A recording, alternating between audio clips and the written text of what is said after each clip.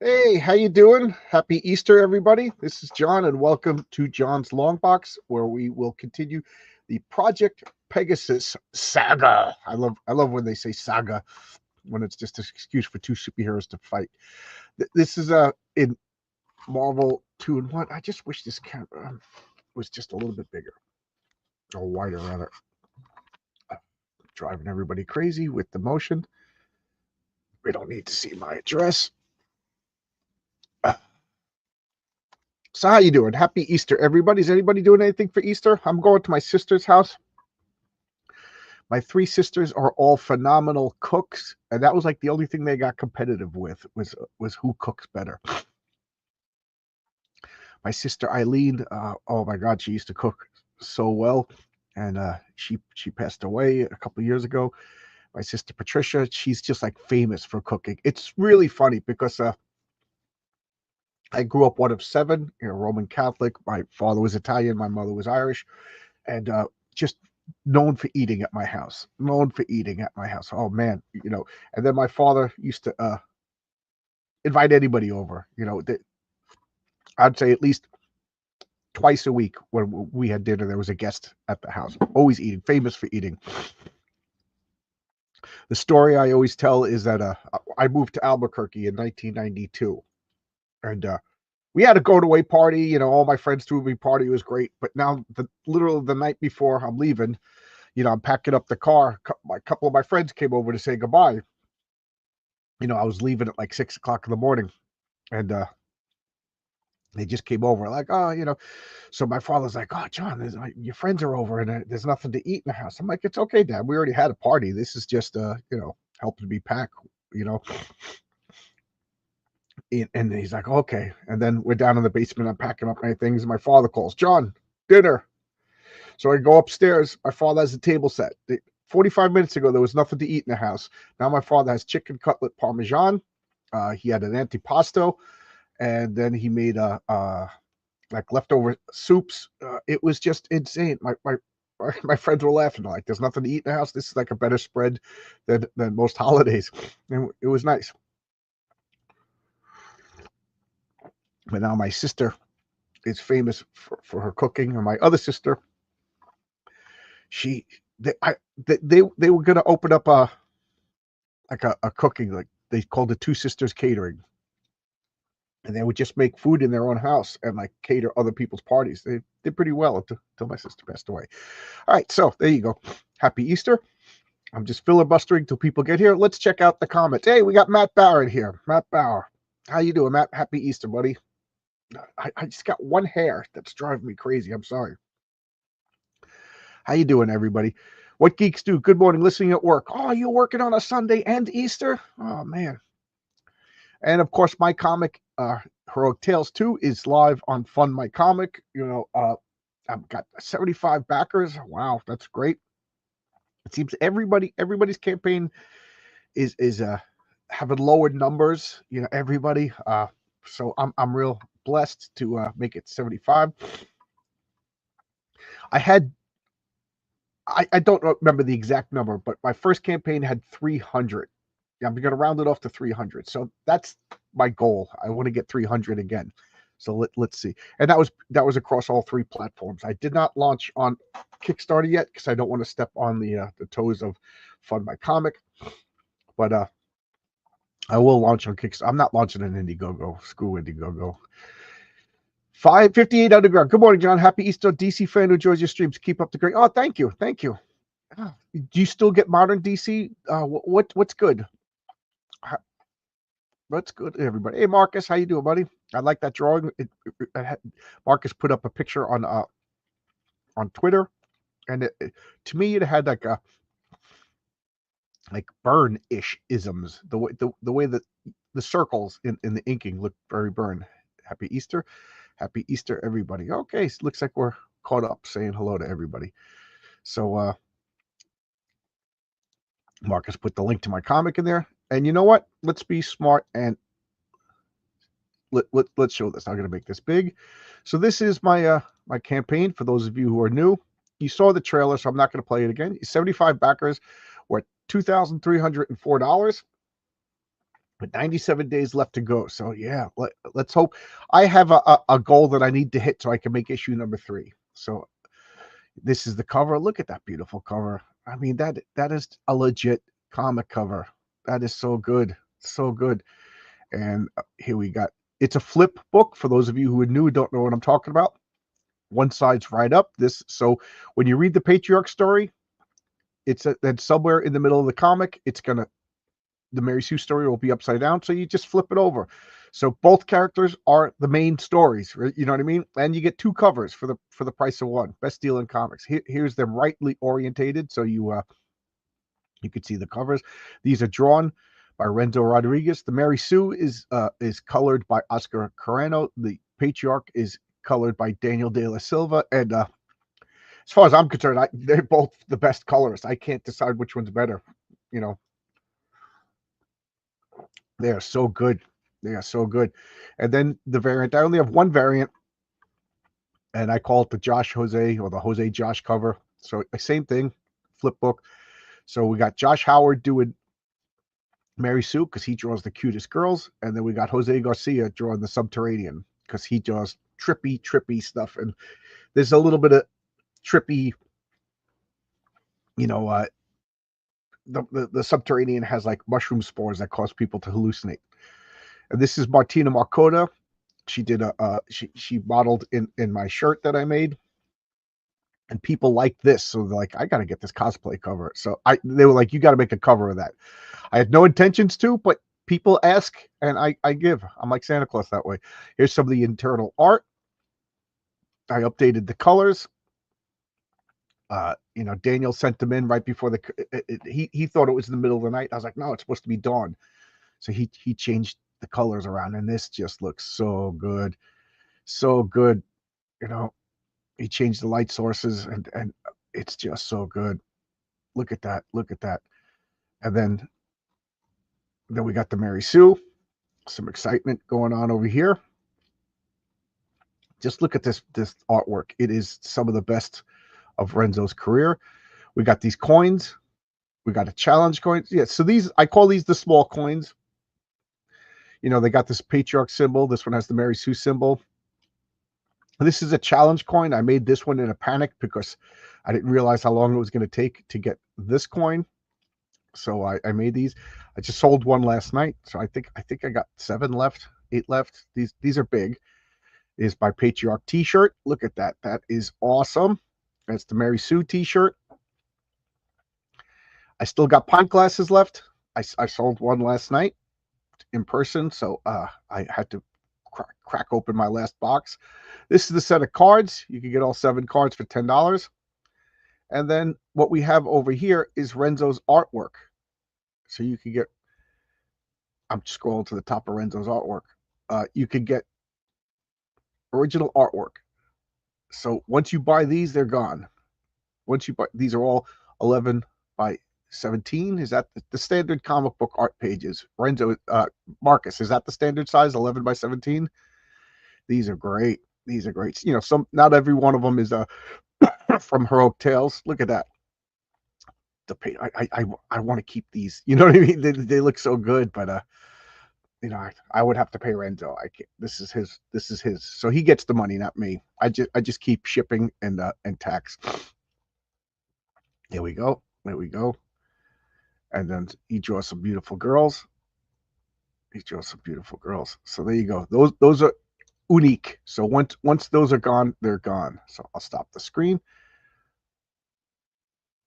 Why is okay? StreamYard's acted weird. StreamYard is acted weird. Sweet cover. Yeah, the cover is so good. And you get 2 covers because you're a crazy person like me. If for those of you who don't know, if you print a comic, there's a lot, and don't worry, my comics printed in the United States. There's I'm getting like a billion messages. There's printing presses in the United States. I don't know why some of these people are going to China and stuff like that. I mean, even I just want to give the work to Americans. You know what I mean? So I found a place called Comics Wellspring. It's It's in the United States. I think it's in Michigan, and such great service. Now, if you use Comics Wellspring, or I forget the other one, there's a couple of printers that were recommended to me. Oh, Fabrizio is here. Hey, Fabrizio, happy Easter. That's my buddy Fabrizio. Fabrizio has a page in this comic also. Fabrizio does a wonderful comic, Horace H. Hoover, that is just, it's just for me. I love that comic. He's got 3 issues out of 5 done. He's working on the 4th one. I think Fabrizio, you're gonna be launching this summer for number 4. I can't wait. I just love the character. He's just there's no other character like Horace H. Hoover. It's so good. It's so good. Omer Glitch has worked with OBS as an alternative to StreamYard. Okay, I'll check that out.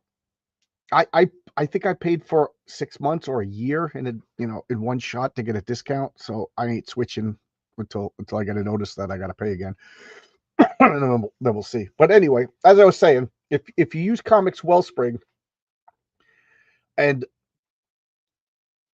the back cover will be an advertisement for Comics Wellspring, and they deserve it. They great customer service. If anybody, my comics, no, I haven't heard a complaint. The printing is good, the colors look amazing, and if you pay a little bit more, you use the back cover for your own art. And I was like, I no offense to Comics Wellspring, but I want my own stuff on my comic, so I commissioned Renzo to make a back cover. So I like that. So there's going to be art on the back cover anyway, so it doesn't bother me that I used 2 front covers in the back. Some people saying I should have, instead of having 2 variants, I should have had 4 variants. Get $40 out of every customer, and they're probably right. But I just was like, well, then I gotta get something to put on the back cover anyway. But there you go. All right, so I've been filibustered enough. Happy Easter, and let's get into this. So last week we did issue, I think it was 43, but that was the first of the Project Pegasus. And then at the end of that, they were in Florida and Man-Thing and everything like that. So it's not really Project Pegasus anymore. So now it took 10 issues. They're back upstate New York, and they're going to do Project Pegasus. What is Project Pegasus? It is a government-funded, top-secret scientific means to explore alternative energy sources. So but not like wind or solar. This is like extra dimensional and comic book energy sources. So they became careholders of the cosmic cube, and they're exploring, like, where does the energy come from? Like, the cosmic cube, or if you're new to the Marvel universe, or you only know it through the movies, was the Tesseract. They called it the Tesseract, which is a cool name.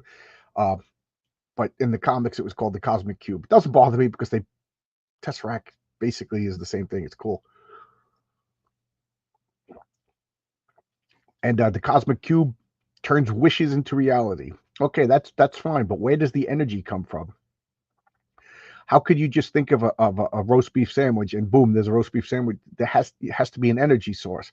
So that's what they're doing. They're tapping into the Cosmic Cube to find out where that energy source comes from, rather than just saying, I wish for everybody to have infinite energy. You know what I mean? Like, you already got the solution. You're making it more difficult. If wishes could come reality through the Cosmic Cube, just have a trustworthy scientist just wish that you had a infinite power source, or just you know what I mean. But whatever, gotta make a story. So here we got The Thing and Quasar at last, the saga of Project Pegasus, plus the mystery of Wondar. I always laugh when they have 2 R's. Did anybody else remember in grammar school when like you diagrammed sentences and then you broke up words? What was it, phonics? Where you broke up the words into syllables, and they taught you how to break words up into syllables. Like if you have 2 vowels together, the second vowel was silent, and it made the first vowel say its name. Like seer. There's 2 E's, so the second E is silent, and now that means that the first E says E. And then if you had 2 consonants together, that was where you break the word into two syllables. So that always made me laugh that this R was over here. Like, so you got one first syllable, W-U-N, and then dar, D-A-R, and then according to those rules, you break it up. So one dar. So that's how I always said his name. One dar. And here we got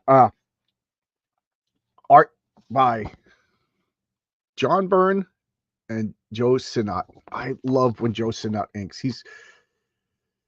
It's unfortunate that whenever people ask for my favorite inker, I always say like Terry Austin and Alfredo. I always forget Joe Sinnott. Joe Sinnott, it really is one of my favorite inkers, because when I look back at some of my favorite comics, some of my comics that are just like comforts. Like this is definitely like a comfort comic. It's amazing how many of them Joe Sinnott is the inker. There's something about Joe Sinnott that's just Marvel, you know. Is there any other inker that is just Marvel? You know, I can't. Like Joe Sinnott is the, like when I say Marvel Comics, for me as a kid reading comics is a, you know, it's just like such a pleasurable comfort experience.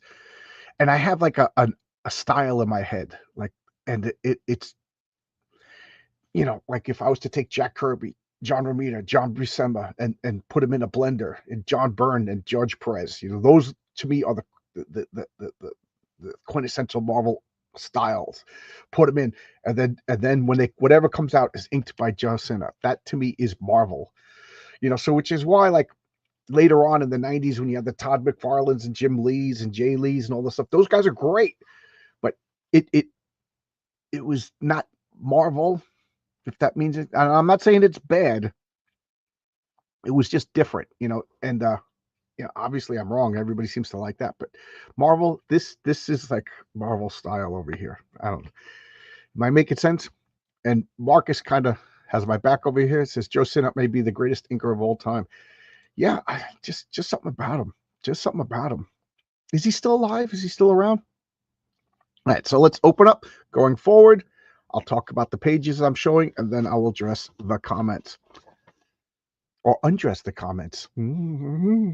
All right, so Battlestar Galactica, full color t-shirts. Of course, my nose starts running. Look at these t-shirts. You know, anybody besides me loves the original Battlestar Galactica? I love the... Battlestar Galactica was one of those things that I jealously hoarded, and I didn't want other people to get into it. The 2-episode pilot was made into a movie and released into the movie theater when I was a kid, and there was a you know, Baldwin movie theater. It was like $2 or something like that, or $1, I forget. And I would go and watch Star Wars and then Battlestar Galactica. It was a double feature. I would spend all day in this. I lost count at 17 times. That's how many times I saw Star Wars and Battlestar Galactica in the movie theaters. Just I loved it. And you know, obviously it was a second run theater.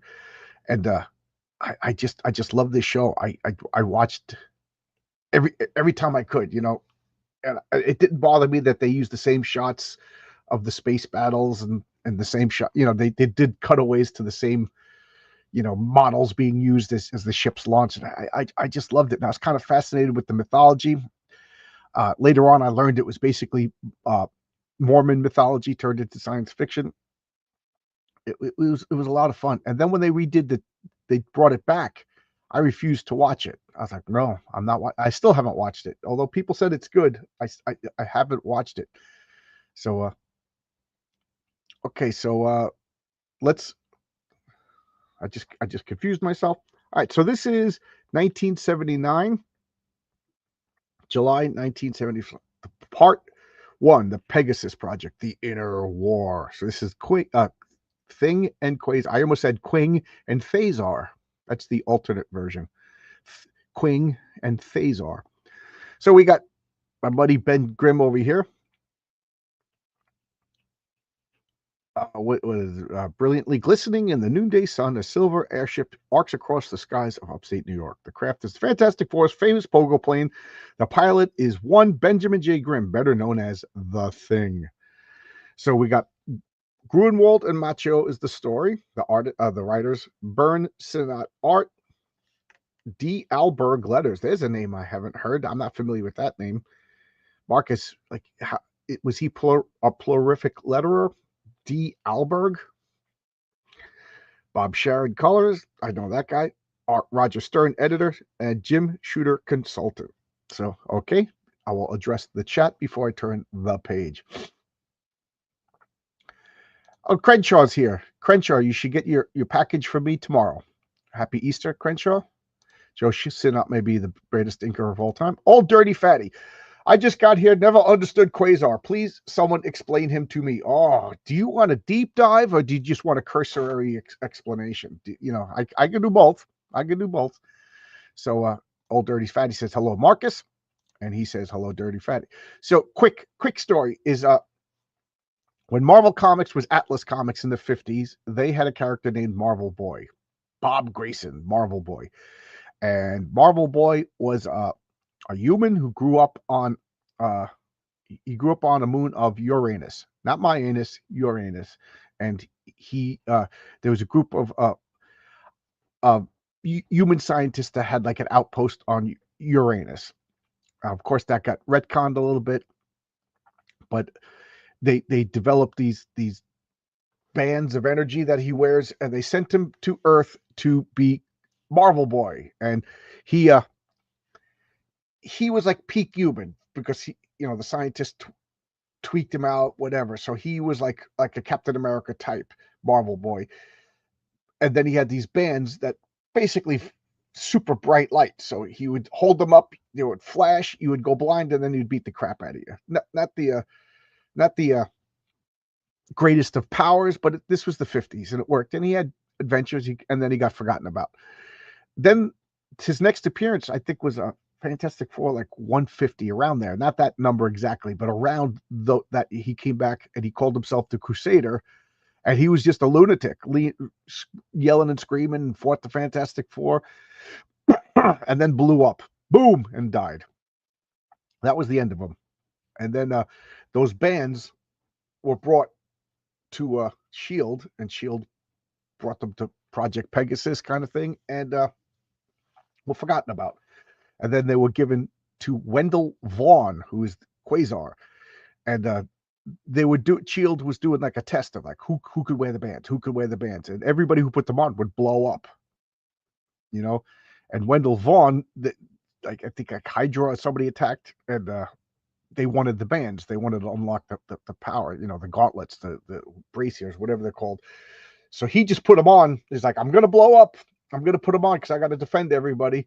And he defended everybody, didn't blow up. And it realized that the bands protected itself from aggressive behavior. Like the scientist wanted, like, to put in a failsafe. If you start getting evil or aggressive, it detects your emotions and blows you to F up. So Wendell Vaughn took the bands out of a desire to protect everybody else and survived. Now, because of that, he unlocked the hidden powers of the bands. So he basically is Green Lantern, makes energy constructs. He could fly. He could protect himself in space and all that. So there you go. That's the story of he took the name Quasar because the bands are quantum locked with the quasar. That's their source of power. Some quasar at the end of the universe kind of thing. So there's like a hyperspatial bridge, a Rosencrantz-Guildenstern bridge that connects them. So that's basically the deep dive on Marvel Boy Quasar.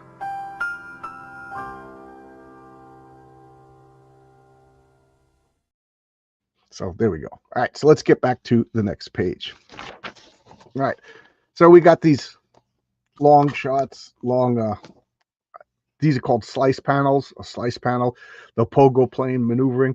I just always get a kick out of the fact that, like, right in the middle of Manhattan, Fantastic Four gets an exception and they could launch rockets from East 40th Street. They land on these, I love how these pads just depress into buildings. Ben climbs out. It's all set up. Just wonderful setup over here.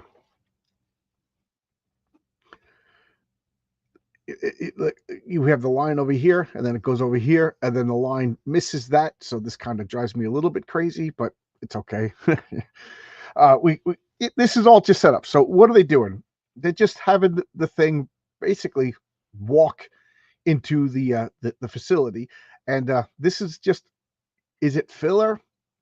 Kind of, but it's also setting us up for how like well equipped and secure this facility is. It's just cool. So he's going through all the scans to determine who he is. This one I always loved, just the humanity of Ben. They spray him with the gas to decontaminate him, because they don't know what he's bringing, because this is a secure, airtight, hermetically sealed facility. But they broke protocol because this guy's meets Ben Grimm, so this guy should be going into contamination too. You know what I mean? So like, this guy beats Ben Grimm. Okay, his contaminated Ben Grimm hanging out with this guy. This guy's now contaminated. So where did this guy go through the process with him?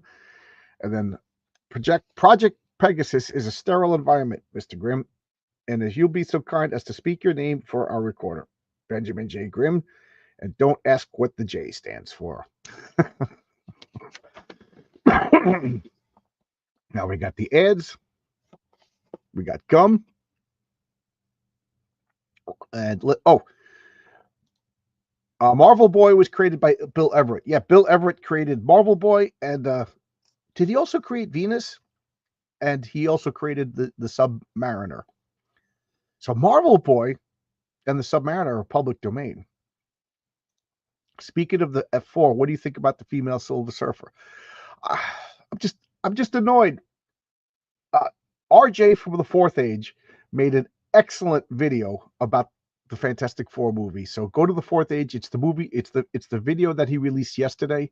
It eloquently explains the thoughts that I don't have the eloquence to formulate properly. That's why I love RJ. I have these ideas in my head, but I would stumble about for 40 minutes and maybe not explain exactly what I'm thinking. He eloquently, succinctly explains it. But long story short, doesn't matter. It's not the Marvel universe. It's an alternate universe. So my feeling is they're going to fail. Galactus is going to destroy that Earth, and they're going to come to our Earth where this could be a male Silver Surfer. So I just think it's funny that everybody's like, Silver Surfer, yeah. Well, she's the villain, and she's bad. The male Silver Surfer is going to be the good guy. So take that. Diane Albers, she lettered on the comics. A lot of the letters worked in the office. Okay, I knew Marcus would know who we were talking about. Bob Grayson, the long-lost older brother of Dick, who's from Uranus. Yes, Dick is from Uranus, but Bob Grayson is from not my anus. He's from Uranus. So there you go. I explained Quasar. And now, all of this John Byrne imitating Kirby, and then inked by Kirby's inker, Joe Sinnott. So it has that lovely Kirby-esque look to it. I just love this. So I mean, geez, I would just love a comic like this. It is Joe Sinnott still alive? I just look at this. This has got to be one of my favorite images of Ben Grimm, the Thing. That is just so good. And they're driving home how secure and how important this facility is. And then they got the scientists over here. He's got the Reed Richards face because John Byrne only has one face. That's like John Byrne. John Byrne's got two weaknesses. Everybody has the same face. He draws one male face. He draws one female face. And he can't draw children. He can't draw. They just look like creepy little stunted adults. Same with George Perez.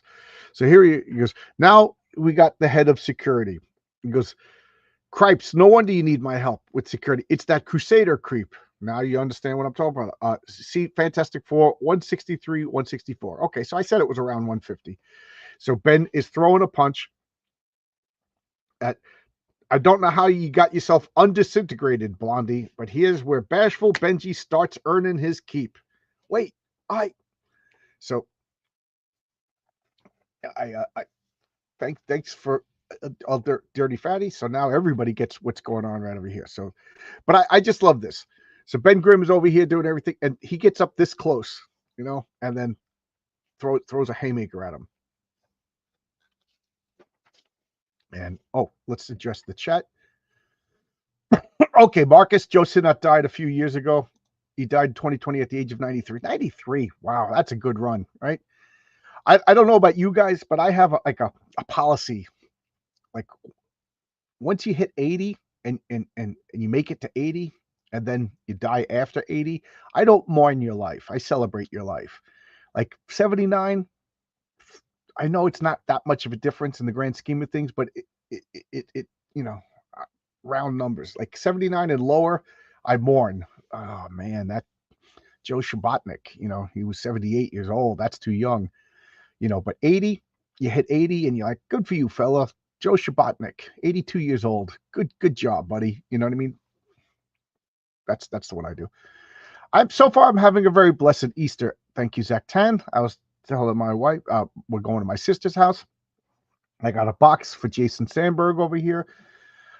Jason Sandberg's got some heroic tale stuff that I'm shipping out today. Then I'm going to go to the supermarket, pick up a couple of things that my sister wants, and then we're off to my sister's house. So it's going to be pretty good. My sister's making lasagna and eggplant parmesan. I'm purposely not eating breakfast so I could gorge myself. Because that's what Jesus would have wanted, right? If he wanted me to gorge myself on eggplant parmesan. All right, so let's go. We got Pete Rose over here. So Pete Rose is with these little kids. Hey, check this out. He got batting practice with Pete Rose. And then over here he says, I bet you $500 you're not going to get it. And the kid hits it. He goes, all right, I'll bet you. So this is Pete Rose batting practice and the VIG. So there you go. That's about as detailed as my sports jokes could go because I don't really know sports. All right. So now we got Ben Grimm over here trying to smash in the face of Quasar because this is a Marvel comic. And when two superheroes meet, fight. It's just the way it is. They can shake hands and have a cup of coffee. That's how modern Marvel works. But this is still the Kirby Stan Lee Marvel way. Two superheroes meet, punch them in the face.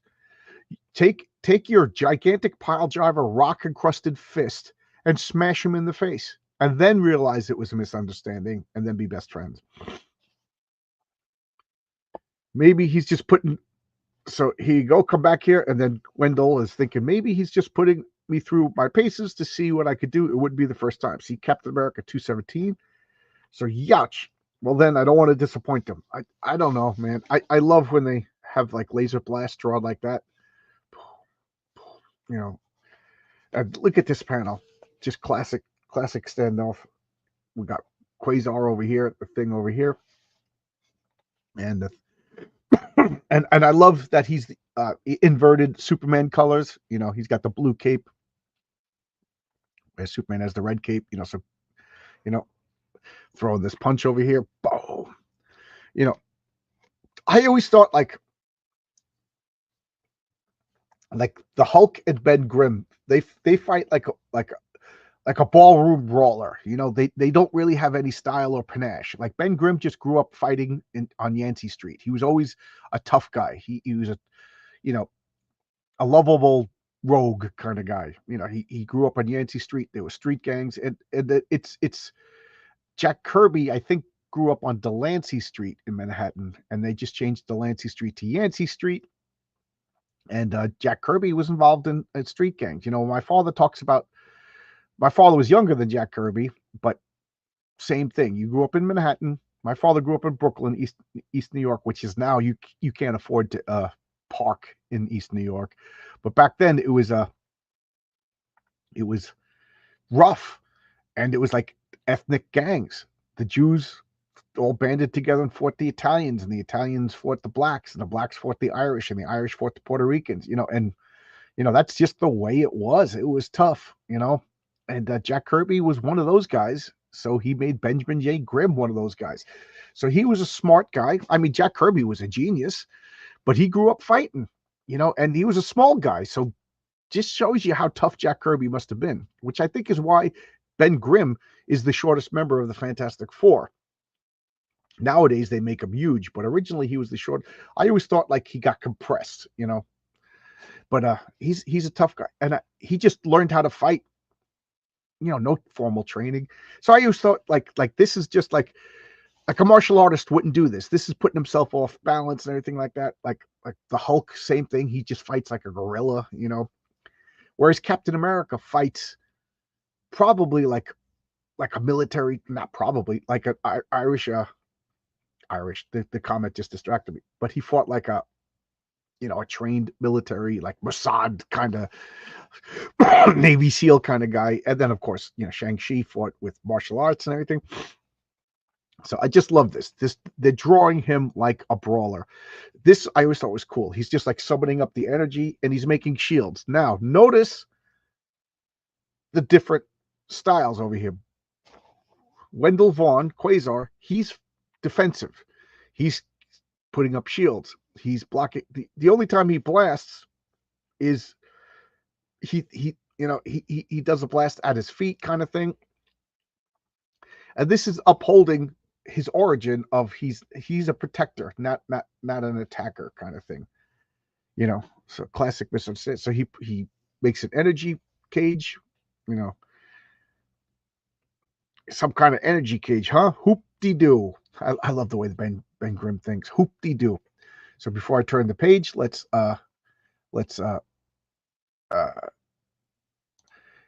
yes, it's a decent score. Talk about the age, a loss for all, but yes, yeah.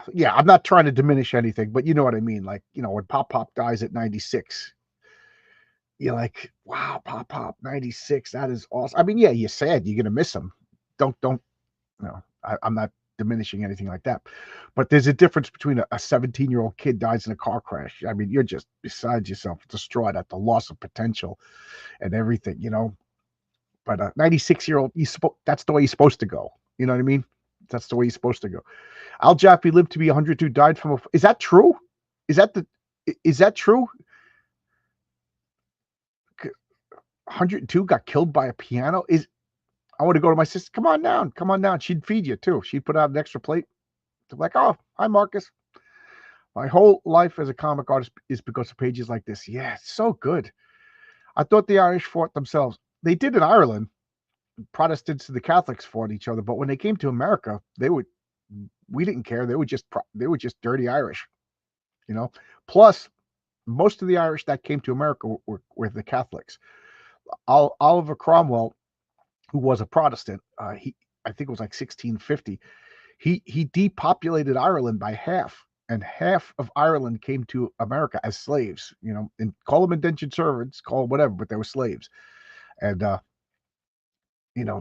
so most of the Irish that came to America were Roman Catholics. There was no reason to fight themselves, And the Irish only have themselves around, sure. Yeah, the Irish will fight. Ben is a scrapper. You got that. No, that was a silly joke. Okay. I don't take anything too seriously. So these little dog ears. You can see this is my actual copy that came off the spinner rack. I think I have another copy. I got to go look. Look at these T-shirts. Look at these. Okay, we got 30 people watching. So I'll hold it on this page for a second. What would be the T-shirt that you would want the most? Chewie, Princess Leia, Darth Vader, Stormtrooper, Battlestar Galactica. I always love that shit. Sal Buscema, John Buscema's Conan, the Hulk, Spider-Man, Captain America. Which one would you want? Which one is your shirt? And while I'm waiting for the poll results, we wear a split built just like OJ, because that's one thing kids want to do is be like OJ Simpson, right? You want to grow up, emulate the juice, right? OJ Simpson, everything like, and if these shoes don't fit, then you get acquitted. So there you go. Yep, spot built. There you go. So just get your shoes like OJ Simpson. So which shirt would you like? Which shirt? Yeah, Catholics and Protestants fighting in Ireland had more to do with politics than anything else. Yep, like everything, like everything. I remember as a kid in my teens and 20s, I was like, religion is the cause of all war. No, it's politics. Politics is the cause of all war. Politics, politics, politics. My dad's side is Irish. They came over during the potato famine and settled in Niagara Falls. Cool, cool. Yeah, my grandfather, I think he came in the 30s. I think he got here in the 30s. Yeah, or maybe the 20s. Happy Easter, y'all. Yep, happy Easter to you too. I had those shoes. They were good. You did have these. And did you murder anybody? I'm just curious. Did you murder anybody? I'm feeling Chewy. There you go. So we got Chewy, we got Conan, then we got Spider-Man. I had the Captain America shirt, and it was too small for me, so whenever I put it on, my fat belly would stick out. In the 80s, when kids wanted to grow up and be like O.J. Simpson and Bruce Jenner. Yeah, yeah. Do you think Wheaties causes transgenderism? There's it's clobbering time. OJ versus Bruce Jenner. Who would you rather be? Battlestar Galactica shirt over there for 58 Underground. The 2010s when millennials grew up. The 2010s when millennials grew up to be like O.J. Simpson and Bruce Jenner. There we go. All right. So I had the Captain America shirt, but looking at these all, I think I'd still want the Captain America shirt, and then wear these O.J. Simpson shoes. All right, let's turn the page. I'm getting silly. Okay. All right. So now we have the origin of Wendell Vaughn. So now he's like, "Oh, you're the security chief? I think you've mistaken me for Bob Grayson, the man who originally wore this uniform. I'm told there is a strong resemblance." So now we cut to, look at this. 2/3 of a page brings us all up to speed. This is just wonderful Marvel comics. Wonderful Marvel comics. Because when I got this comic in 97, this is probably the first time I've ever heard of Marvel Boy or Crusader. So I didn't know any of this stuff. You know what I mean? So this just filled me in. It's so good. So here he is growing up in the idyllic. You probably already know how Grayson and his father were adopted by the humanoid colonists of Uranus. So just so you know, in Uranus, there's a humanoid colony. All right. I didn't make the rules. Just letting you know that in Uranus, there's a humanoid colony. So I was a little wrong. They were abducted and brought there. They wanted a human scientist. That's right. So they were humanoid colonists that have already been there. They abducted. Right. The father created like a machine that sent a signal, and then they went and talked to him, and then he volunteered. Like when I say abducted, I guess I'm being facetious, but they went voluntarily, and he lived there, and it was like this idyllic world. They've since retconned it that they were Eternals, so they were an offshoot of, because remember the Eternals, the Jack Kirby Eternals weren't part of Marvel properly, but they since retconned it, and I take that back. A retcon is when they change the past, and then so they didn't really change it because they were never really given a backstory. So they gave them the backstory that they were Eternals. So it started. Here's some more deep lore, and again, my knowledge of Marvel and DC stops at 2015. So if they could have very well have changed it. So what happened was there was the Eternals, and then Zeus and his brother Mentor had a disagreement, and those mentors went out into space, and they founded a colony on Titan, the moon of Saturn, and that's where Marvel and all of those people lived. And they pre-existed the Eternals, but they were given the backstory that they were Eternals, so that they were these godlike beings that lived on Titan. Now they had a disagreement, and they exiled some people to live on Uranus. So when you do bad things, you got to go live on Uranus. That's a polite Eternals way of saying stick your head up your own ass. So they lived there, and then they were contacted by the Uranians, which they Again, it's not a retcon because they didn't change anything. They added it later that there's a race native to Uranus that lives in the gassy methane stink clouds of Uranus, and they are Cthulhu-esque tentacle monsters that you never really see properly. And they created the quantum band and blah, blah, blah. It's really fascinating. I just reread all my Agents of Atlas comics, the original one, before it became the Asian segregationist comic. But the Agents of Atlas took all of the Atlas characters like Gorilla Man, Marvel Boy, Venus, and Namora, and put them on a team. I freaking love that comic. It was so good. But anyway, they had Bob Grayson fighting the thing. He went nuts. And in the Agents of Atlas, this is kind of a retcon. It's a gray area. This means gray area. That it wasn't Bob Grayson, it was another guy. And because Bob Grayson is still Marvel Boy now, so but this is how it's not a retcon, because it said, you probably already heard how Grayson and his father were adopted by the humanoid colonists of Uranus, and how he returned to Earth in the 50s as the superheroic Marvel Boy. I am told he went berserk after his father died, going on a rampage as the Crusader. So that's the out. So Wendell Vaughn is explaining from a position of ignorance. He didn't know that wasn't Bob Grayson. That's the out. That's how I will accept it, not a retcon, because I don't like retcons. I don't like retcons unless there's a really good reason. Like, I will accept that Tony Stark wasn't in the Vietnamese War, the Vietnam War, because of the way comic books, that would make him 200 years old. I accept that. But there was no reason. So this is an argument from ignorance over here, and he blew the F up over here. They took the bands and they had him tested, and then he started a group of super agents with the Texas Twister, and I forget the names of these guys. So this is Cap 217, was when Wendell Vaughn. So I'm assuming, I don't remember exactly, that Captain America 217 is the first appearance of Wendell Vaughn as Quasar. The gig went bust, and now I work here. And now they're walking around talking to this mysterious looking scientist. And I love this. That's all he's been doing. I ain't got a, if that's all, so he's just saying, I'm sorry, I'm just doing some research. He goes, if that's all he's doing, then I ain't got an aunt named Petunia. That guy gives me the creeps. And then what's he do? He runs back in. He talks to the mysterious figures in black that Ben Grimm is here. What do we do? What do we do? He goes, he will be dealt with. Commence Operation Berserker. Dum, dum, dum. Not Operation Berserker. Not Operation Berserker. Oh, wow, a lot of comments. That should be the OJ tagline. They're murderously good to help you sneak.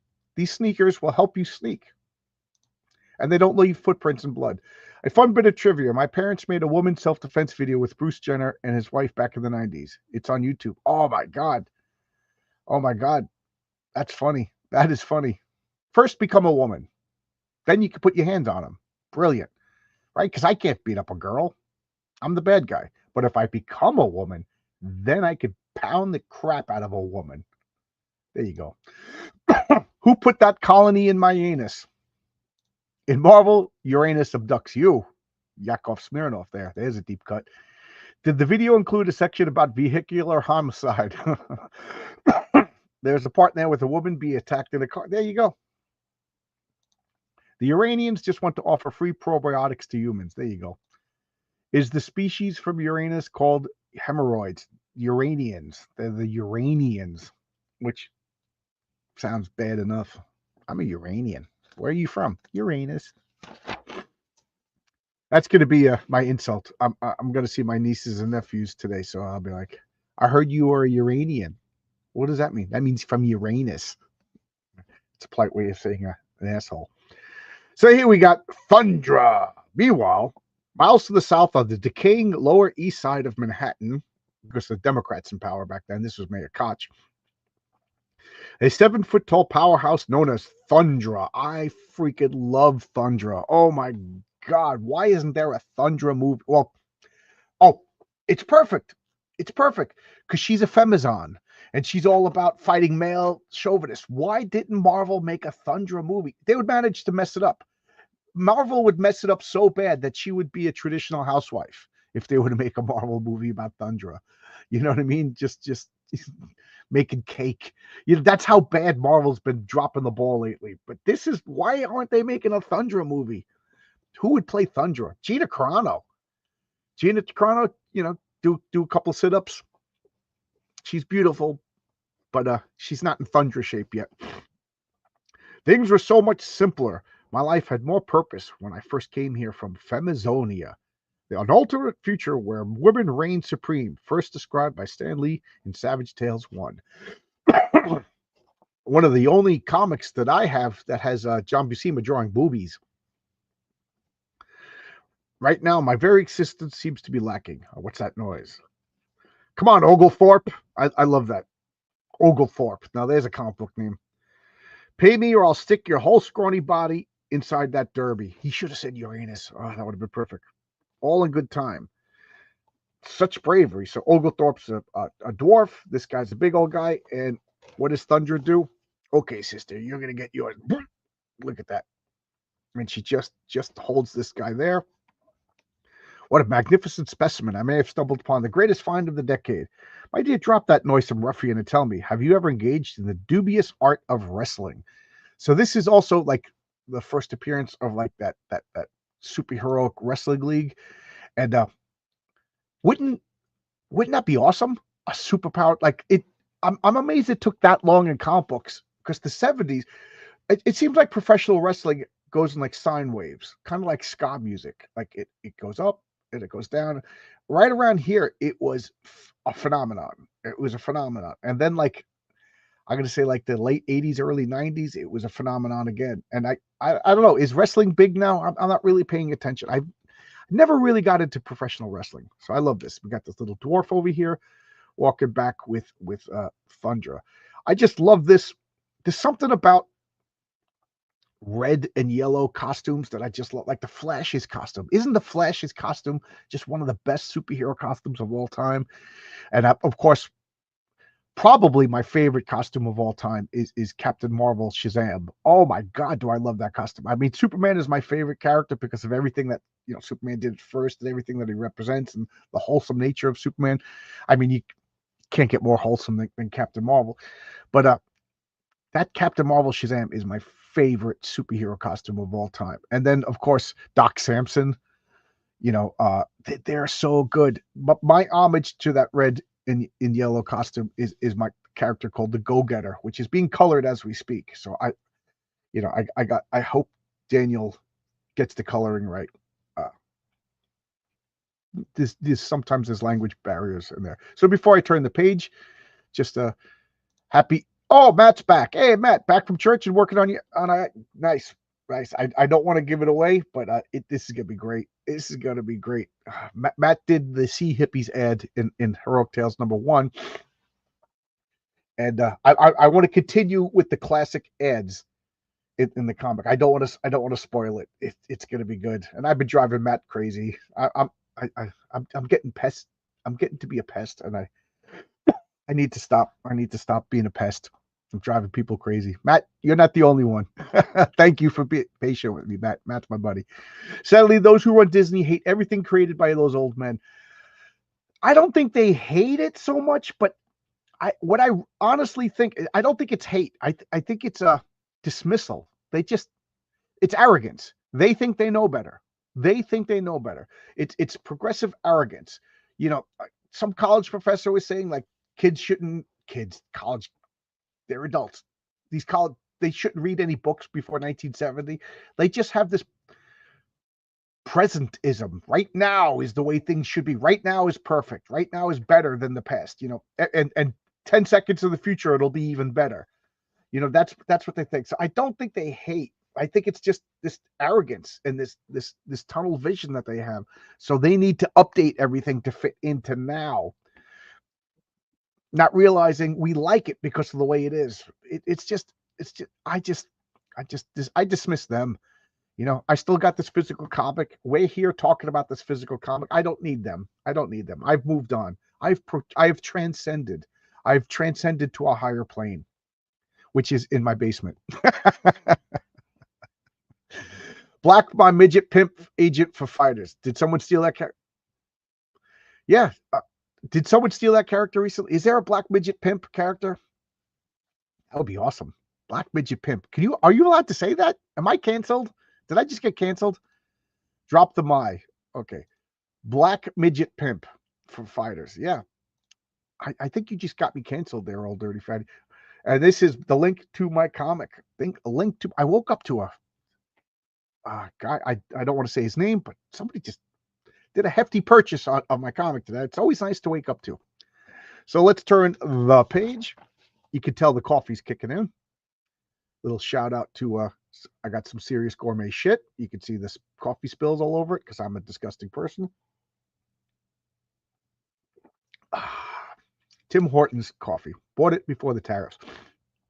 I'm not joking. I buy like 6 cans and store it because I have like a fear of running out of coffee.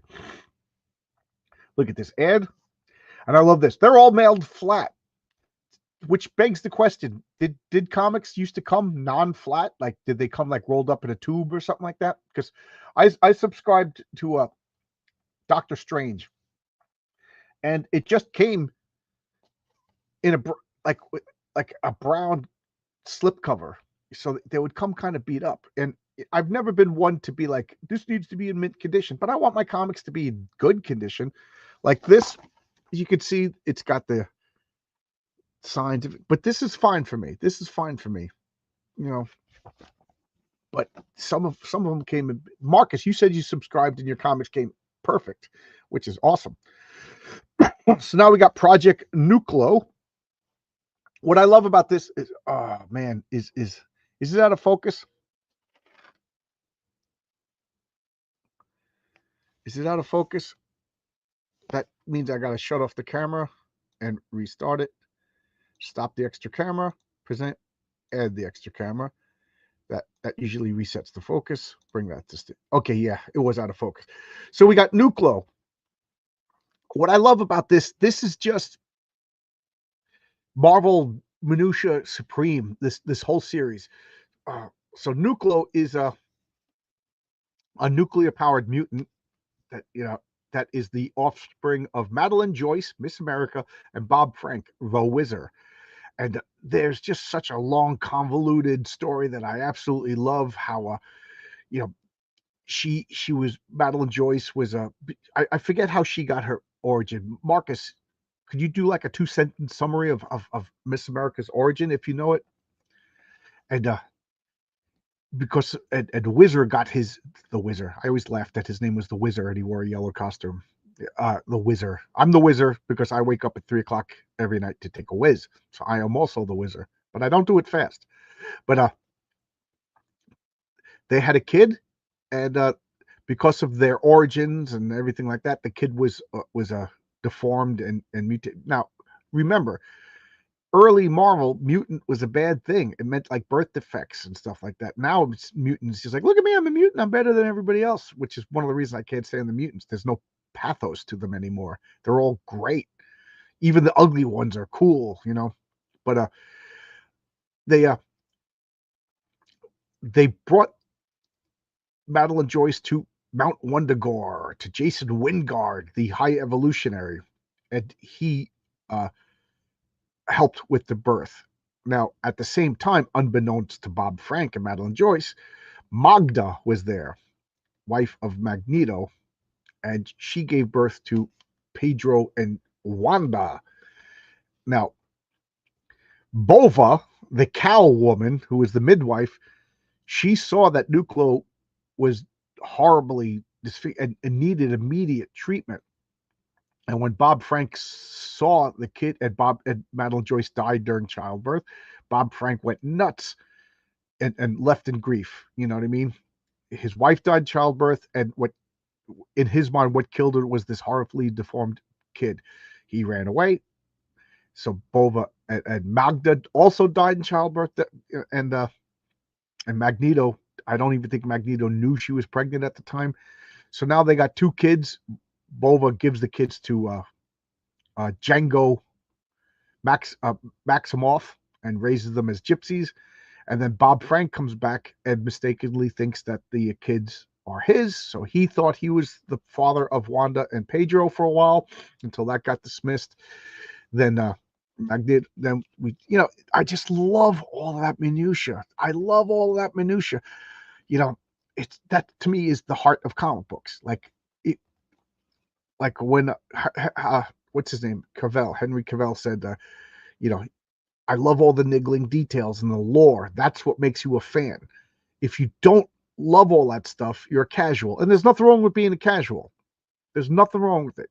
A tourist to me is derogatory. A tourist is somebody who's like, oh, I like that now, and then they leave. You know what I mean? They just like it because it's interesting. They're like a magpie. It's shiny, shiny, shiny.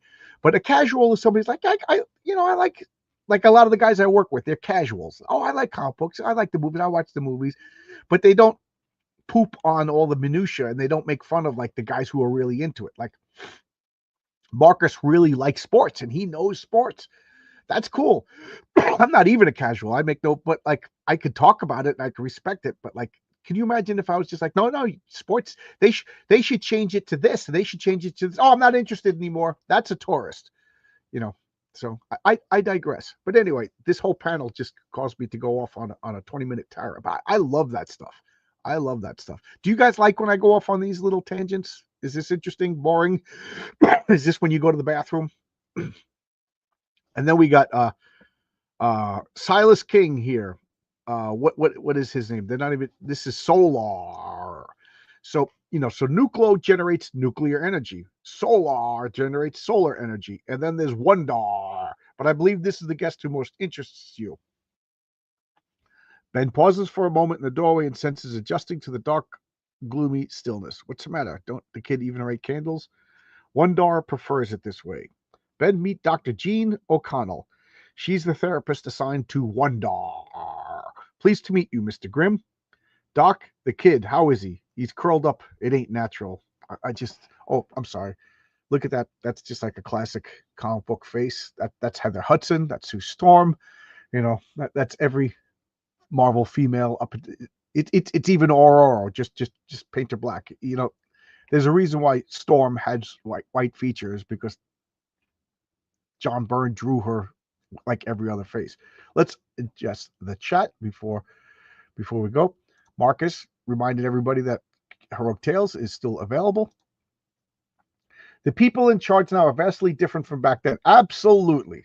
I separate them into 2 categories. Businessmen that do not care about the IPs, whose motivation is money. If their motivation was money, they would make better movies. Their motivation is politics. Their motivation is their arrogance. Their motivation is we know better. Their motivation is their agenda. Because if it was about money, Stan and Jack's motivation was money. They wanted to make money. And they did make money by making great products. Stan and Jack changed. They pivoted. Fantastic Four or was a Monster Hunter book with nasty, unlikable characters. Reed Richards was kind of a jerk. But they evolved and changed. The Avengers were, let's just put the best guys on a team. Let's just put our top characters on a team, and then they kind of evolved. So everybody, making money. If you want to make money, I want the greediest son of a bitch to make comics because that guy will make the best comics. And, he puts out something that's just pure ego or pure agenda and it's not making money. I got to change this. So if they were about making, like, do you really think Kathleen Kennedy wants to make money? With Star Wars, because if Kathleen Kennedy was all about the money, the prequels would have been Han Solo, Chewbacca, Darth Vader, and Carrie Fisher. And they would have been carrying Carrie Fisher out in an oxygen tank. They would have been preserving her life like Stephen Hawking, if she cared about money. So I respectfully disagree. Creatives who wish they could do their own people can.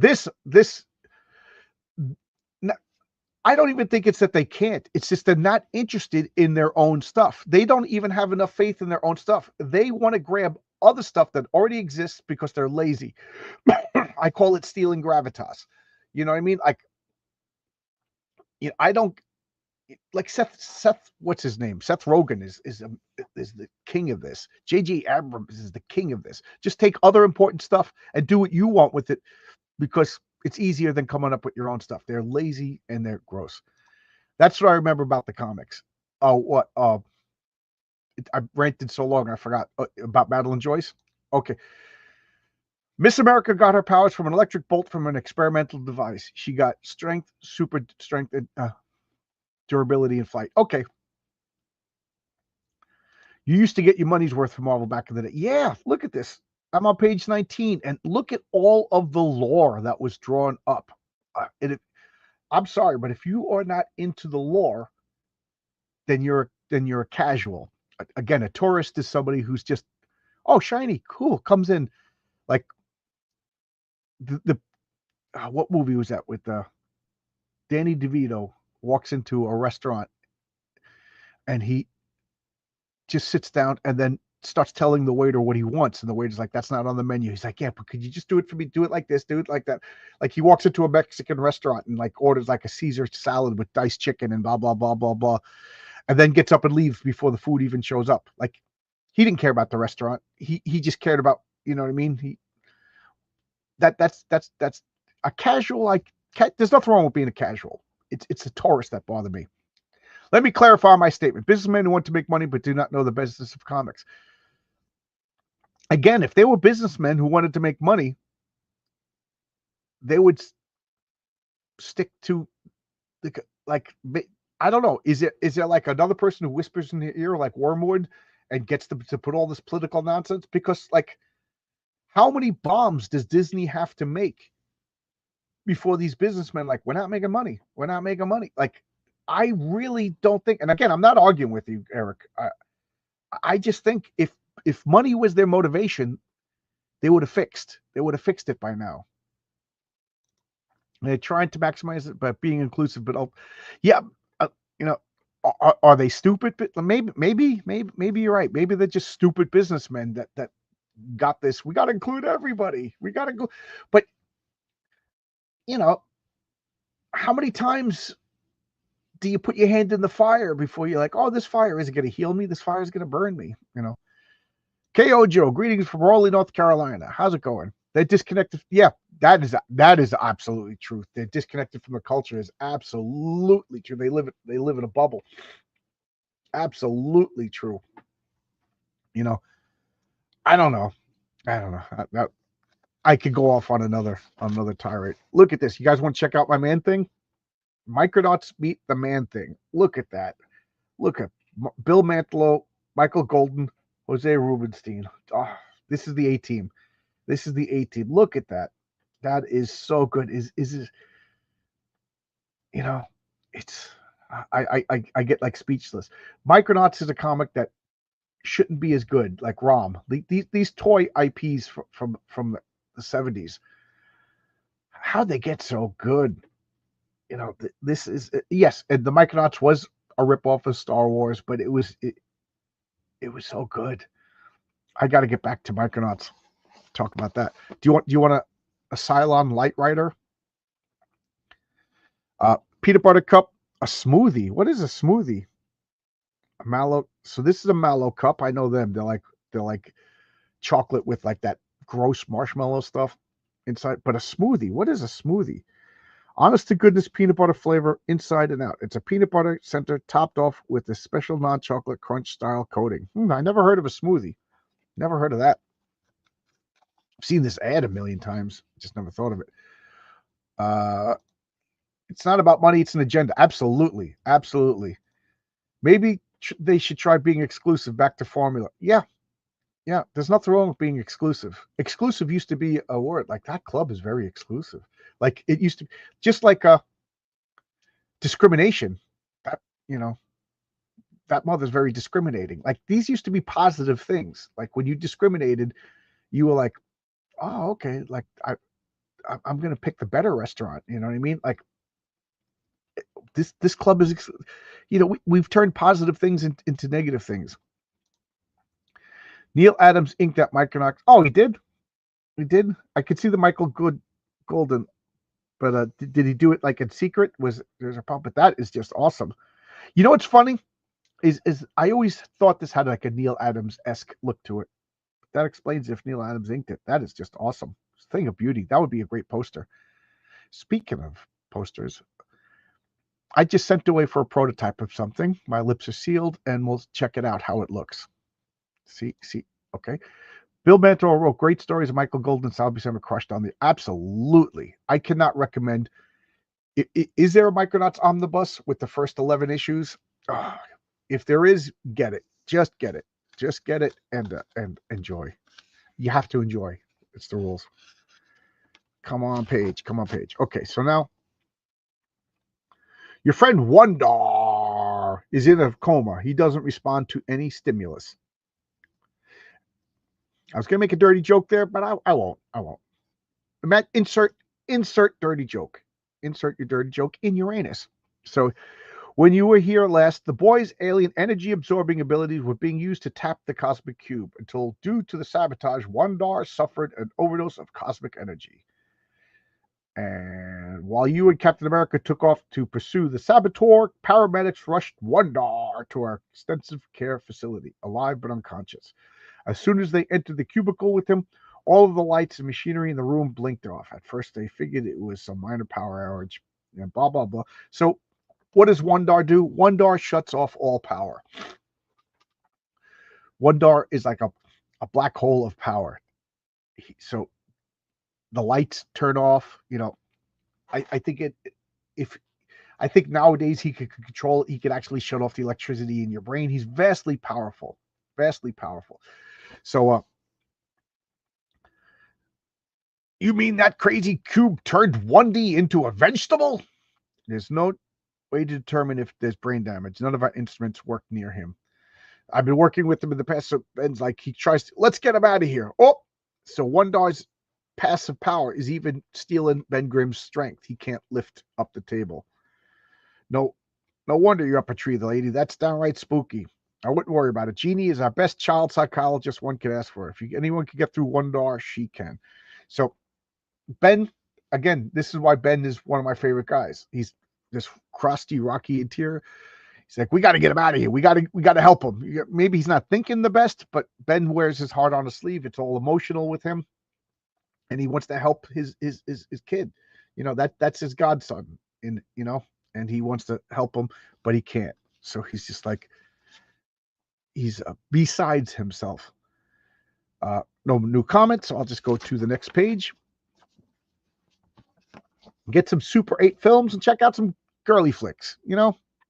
Marcus, Eric Guapo, Old Dirty Fatty, come on over. I got some Super 8s and some girly flicks. Can you beat this is 1979, guys. This is exclusive, discriminating tastes. Super 8 and 8mm girly flicks. There you go.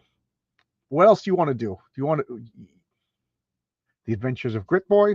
We got Kryptonite Rocks over here. This always, even as a kid, I always, I don't know what's the word, but I was always like, wow, there's a Superman ad in a Marvel comic. I always like that. It's terrific. It's fantastic. It's Krypton-tastic. There's a word we need to bring back. It's Krypton-tastic. So now we got the shady scientist that's been in there since the first appearance. They're coming back to him, and what's he doing? The neural jammer works like a charm. Oh my God, that neural jammer is Krypton-tastic as far as I'm concerned. It works like a charm. How great would that be on the subway? You get some guy holding his phone. Yeah, how you doing? I bought shoes. No, shoes. I bought shoes. Yeah, shoes. That's what I bought. I bought shoes. Yeah. No, shoes. That's like the extent of the conversations I hear on the subway. People shouting them. It's the imbecile ratio. The stupider the conversation, the louder it is. I just want to hit them with a nice krypton-tastic neural jammer and they just collapse on the subway. Just collapse on the subway. That would be awesome. Then I won't have to fight them anymore. Now, what do we got? We got a mysterious silhouette here. We got a boot. You know, right now, if you are versed in the Marvel lore, not a casual, not a tourist, and the gun over here, that's enough. You know who it is, and you start to get excited. He's jumping down the shaft, and this was a big deal because this character, I think, didn't exist in the Marvel proper until this point. We got old Benji laying in bed. Ben, smoking in bed, Ben. That's not Krypton-tastic. That's not Krypton-tastic at all. That's almost as dangerous as running with scissors. And now he's whistling in the hallway. And then we got the mysterious silhouette over here. I knew I should have paid attention to my guided tour. So he's going off in the venture compound. And then look at that. And from the nearby shadows, 2 eyes watch and analyze is made. Quarry approaches. It's got this. I love when the word balloons are unconventional shapes that implies like it should be read with a different voice. Does everybody know who it is? Anybody know who it is? Well, I'll give you a second to. I know Marcus knows who it is, so anybody but Marcus can answer because I'm being exclusive and I'm discriminating my answers. Hiya, chat. Hey, Grey Wolf. Krypton past person purple stage event. It would be fun to have one of those, but unfortunately it wouldn't work on some people who don't seem to have brains. There you go. Maybe, yeah. Do you have to have a degree of intelligence for a neural? What's it called? A neural jammer. Oh my God. Yeah,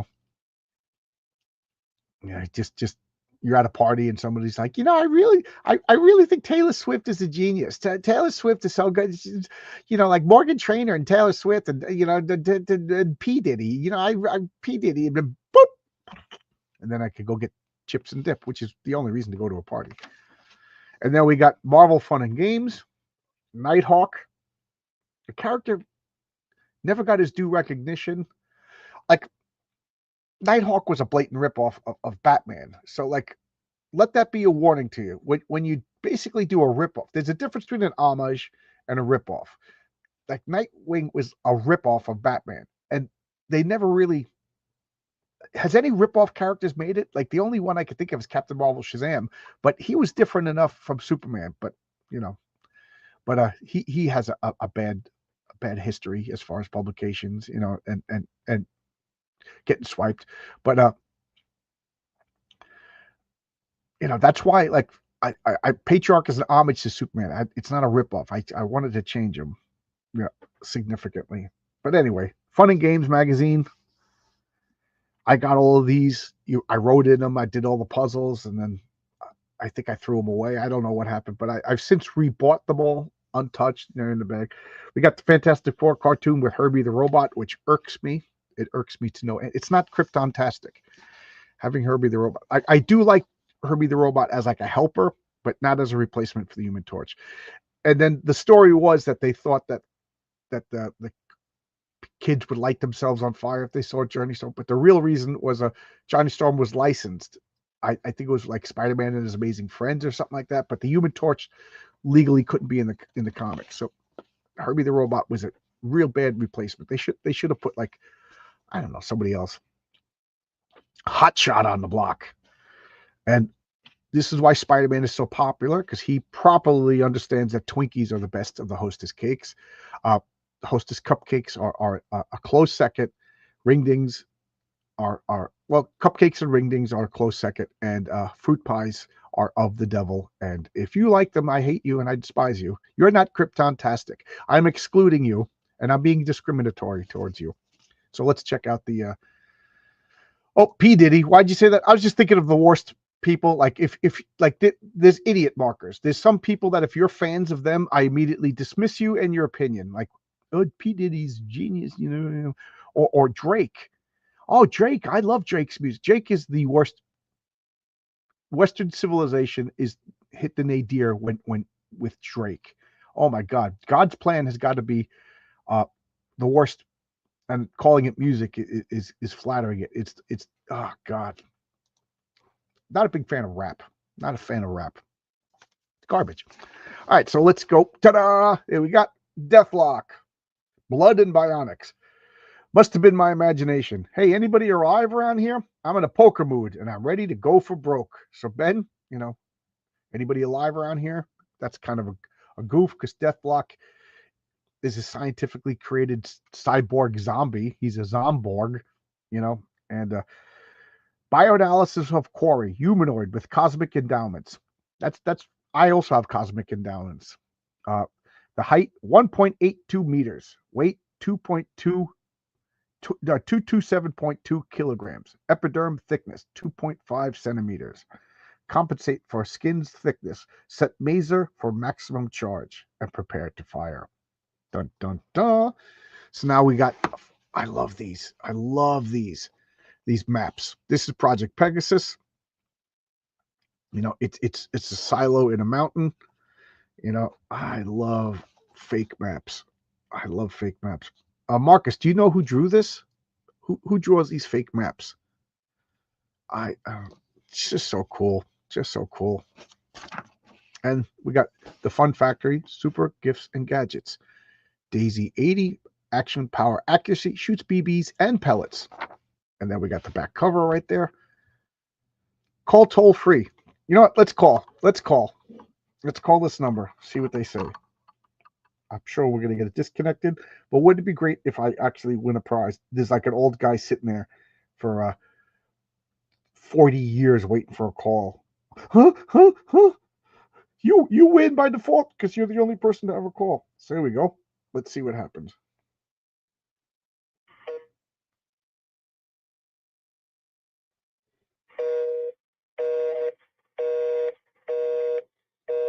Busy signal. Did one of you guys call first?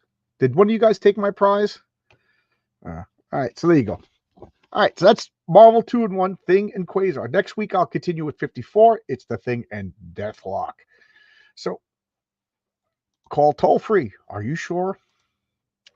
So there you go. 35 people on this Easter morning. What are you guys doing for Easter? I hope your Easter is as Krypton-tastic as mine.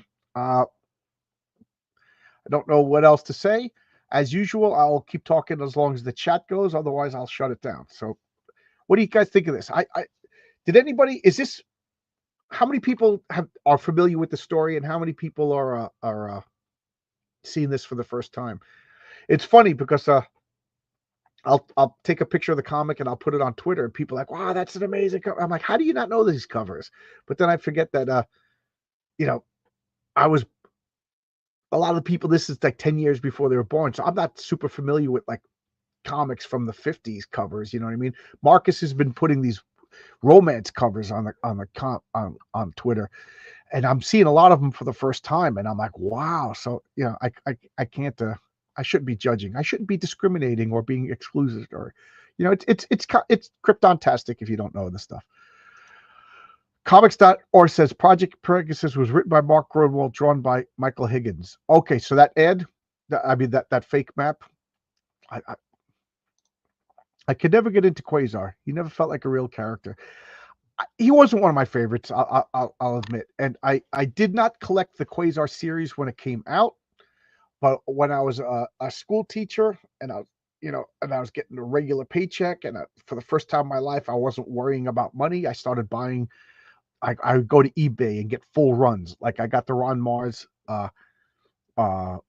Silver Surfer series, because for most of the 90s, I was super broke. That was when I was in college. I was getting like 3 or 4 titles a month. And then once I got out of college, I just went nuts. eBay was my best friend or worst friend, depending on, and I was just buying full runs.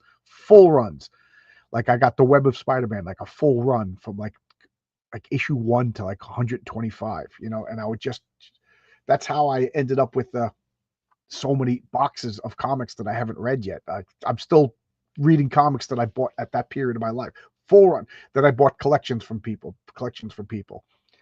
So to answer your question, I bought Quasar because I saw an eBay full run of Quasar. Boom.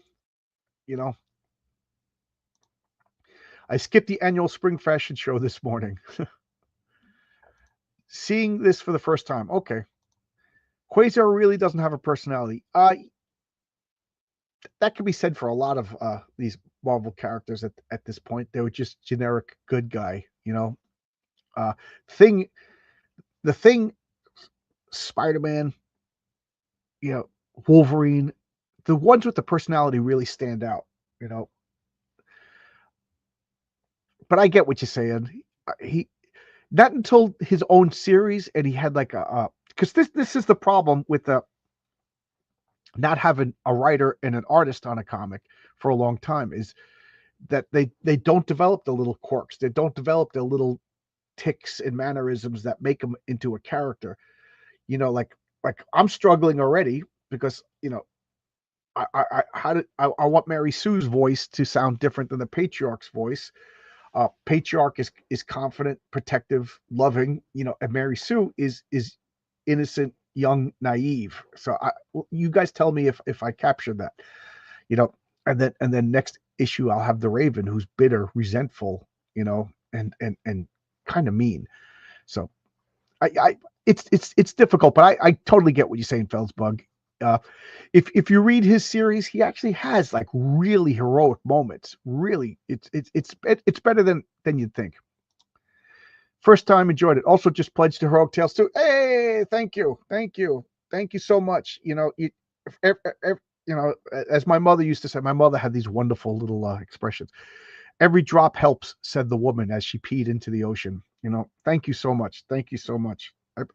You know, I, I joked, but it's not really a joke that I said, I know all my backers by name because, you know, 300 names, a lot of them I recognize. So thank you, 58 Underground. I appreciate it. John, did you buy a collection or two? Yeah, I bought a couple of comic book collections from people. Every once in a while, like I'll hear about it. I purposely, like, there used to be message boards and ways to hear about collections. Um, the message boards on the message boards back in like the 2000s were a lot of fun. And oh, that collection's not too far from me, you know, and I drive and buy the whole collection from people. But I've since put my head down and ignore that. I'm sure there's new ways to get that information. I'm just purposely not doing it. I've run out of room, you know, owning a house and doing stuff. To tell you the truth, making my own comic is satisfying that urge that I have. You know, my dark passenger. You know, I'm like, I have a dark passenger. If you get the Dexter reference, Dexter wants to kill people. I wanted to collect comic books. For a while, I stopped collecting comics and I got into board games. Like I have this obsessive collecting thing, and then you know, and all throughout this time, it was writing notes and lore for my role playing games. But now it's being focused into my comic, you know, and ironically, making the comics probably the more expensive. Like I could sell my collection. I don't know. Now I'm ranting. My older brother collected books, so I read all the stuff as it came out. That's good. Paul, just gonna leave that comment. Paul. Next collaborative time will be the many ways to defeat Trigon. Creative Welshman. You and Luna are into Trigon. The next collaborating time is going to be artists versus writers as far as comic books are concerned. Paul Ryan. Okay, there you go. Greg Capullo and Andy Smith are some of the artists that drew the Quasar series. Yeah, great. All right. Absolutely. Yeah. I'm trying to think of who is the long-term writer. But that's what I was saying. Like, to me, it's important to have consistent art. And Marvel used to have a style, you know, so you knew what you would get. DC also had the style. Like what is Jose Garcia Lopez did the like the DC house style Bible, and it was, you know, as far as I think it was John Romita and Joe Sinnott did the Marvel house style Bible, right? Or was it John Romita? I forget, but they had a style, and like a 5 year, 6 year long comic had a writer that would write for 2 or 3 years and develop the characters, give them a personality, give them a voice. We don't have that anymore. You know, we don't have that anymore. That's why, like, Cyclops is every 6 months he's saying stuff different. You know, Kitty Pryde is just who cares? She doesn't have that consistent personality. I'm not a Marvel guy. I'm familiar with most of the big stories outside of the original X-Men run and Claremont. All of his Marvel mumbo jumbo is new to me. Okay, that's fine. Like I said, you got to start somewhere. I've lost a couple of collections. I wish I could buy back in. What do you mean? Like you got rid of your collections, or you tried to buy them and didn't get them? Like you, he quit collecting around 2015. Avengers made him quit, and he used to buy everything. Yeah, yeah. This, I, there was always, since like 2000 and Brian Bendis, there was always political correctness and wokeisms, like proto woke in comics. And yeah, it was kind of like riding a bicycle and a bug hits you in the face. You wipe it off and you keep going. But it was enough to, after a while, there's so many bugs in your face that you can't ride the bike anymore. But I quit. What bothered me more than the left wing craziness was the disregard for continuity. That just was, to me, was unforgivable. So I quit before it got unbearable. Like around 2016, it just looked like all hell broke loose, and it became like, just insulting. You're a Nazi, So I don't know. Like, if I can't go back to Marvel, like even if they course correct, how do you go back? It's like going back and dating your ex. You broke up for a reason. So it looks like the comments are winding down now. I got to go to the UPS store and mail this package to Jason Sandberg, and then I got to go pick up some stuff for dinner. So, oh, wow. Nope. Actually lost them. Don't trust your family. Oh, my God. You lost. The horrible story that I always tell, and I believe it, was my father said he had a box of comics. My father was into comics, but everybody was into comics back in the 40s. And he claims to have had the first Superman. And the reason why I believe him is because him and his two brothers, my Uncle Frank was the older brother, and then my Uncle Johnny was the younger brother. My father was the middle. And he said that they would play Superman. And Uncle Frank got to be Superman because he was the oldest. And then my father got to be I forget, there was a magician, and then there was a detective, all in Action Comics #1. And that's I'm like, he had it. He knows that. He knew the sides. Everybody talks about the Superman story, but he knew the second story. It was Action Comics had 3 stories in it. And he said it was in a box, and then when he went off to it, he said there was, in the apartment building in Brooklyn, in the basement, everybody just put boxes. Back then, people didn't steal. You put your stuff in the basement. It was there for years. And when he went to the Navy, all the kid stuff got thrown away. They throw away millions of dollars worth of comics. 2015 is the year all the woke nonsense started. I would say that there was rumblings, but that was probably the earthquake. But there was rumblings before 2015. But yeah, we agree. We're niggling on the details. Have a great Easter, everybody. Absolutely. Happy Easter. Did you guys have Easter baskets with candy and everything? Thanks, John. Have a great rest of your holiday. Yeah, I got to get going because I got to be at my sister's at 1, and I got to do 2 errands before. So even if the comments keep coming, I really got to go. See you guys next week with issue 54, which is The Thing and Deathlock, and we'll talk. I just love this because what's not to love? It's just filled with all of the lore and continuity and throwbacks, and I just love all that stuff. I remember my friend John said he didn't like the comics because they were constantly referring to other stuff that he didn't know about. So there's 2 schools of thought, and I could see that. At the time, I thought he was ridiculous, but now as an adult, I could see that. Can you imagine watching a movie and the movie's referring to another movie that you never saw? Yeah, I could see that. But comics, it's like a soap opera. You know what I mean? You're gonna watch as the world turns for 60 years. It's going to reference stuff that happened in the past. I like that stuff. I like that. But I digress. Families that throw away comics like that should serve life in prison underneath the jail.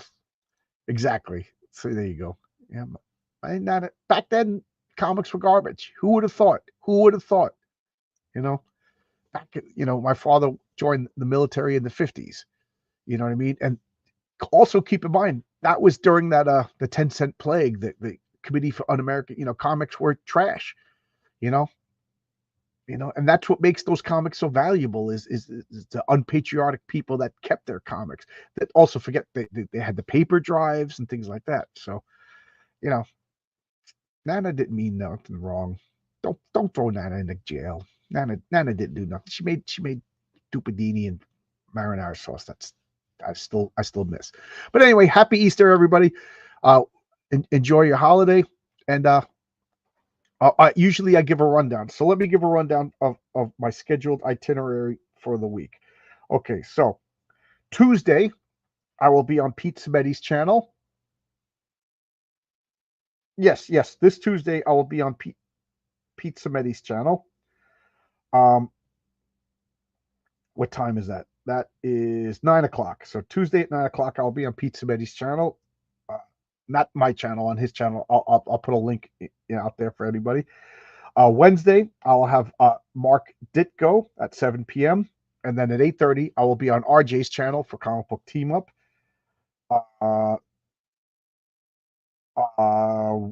Okay. And then Thursday, I don't have anything scheduled yet for Thursday, but I will be recording a video to be on somebody else's channel that he's going to edit. I usually like to do live. It hasn't happened yet, but I am wary of people editing you, because they can make you look. And this is a guy I don't really know, but I really got to get my comic out there to people. So J.M. Richardson, we're going to record a video, and then he'll edit it and put it on his channel. Little, not the way I like it. And then Friday, it's clobbering time, artists versus writers. And then a week from today, it's Sunday Comics again. I might do. I have nothing scheduled for Thursday, but so if that's the case, I will do a live what you're reading. I got a big old stack here of stuff like that. Okay, all right. The self-control it took for children to keep those comics. Yeah, I believe that those comics that were in good condition were probably by like Asperger autistic kids or whatever, you know what I mean? Or a lot of them you find out were like they were shipped, and then like a stack of them were just put someplace and never touched. I have a theory that we're going to start seeing more and more of these old comics, because these old people who held on to them are going to die, and then their grandkids are going to get them, and they don't care. They just want to cash out. So, I wouldn't be surprised if we see some. But I also hear that comic prices are coming down for these collectible stuff. I'll still never be able to afford an Amazing Fantasy 15, but I could dream. Happy Easter. And at that, before I start pontificating again, I'm going to get going. So thanks a lot, everybody. Happy Easter.